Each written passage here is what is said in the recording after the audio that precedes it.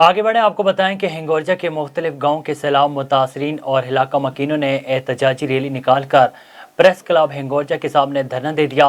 مزید جانتے ہیں ریاض حسین کی اس رپورٹ میں۔ ہنگورجہ کے مختلف گاؤں دیہاتوں کے برسات متاثرہ علاقہ مکینوں نے ریلی نکال کر پریس کلب ہنگورجہ کے سامنے محمد صدیق سولنگی، حق نواز سولنگی، اعجاز سولنگی، روشن سولنگی کی سربراہی میں دھرنا دیا۔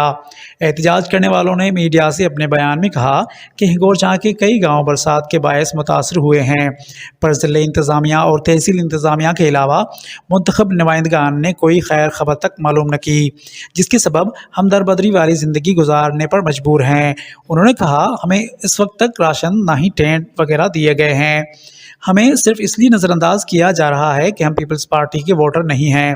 مزید کہا کہ اگر ہمارے گاؤں کے سروے کروا کر راشن ٹینٹ فراہم نہ کیے گئے تو 20 نومبر سے بھوک ہڑتال کی جائے گی، جو مرتے دم تک جاری رکھیں گے۔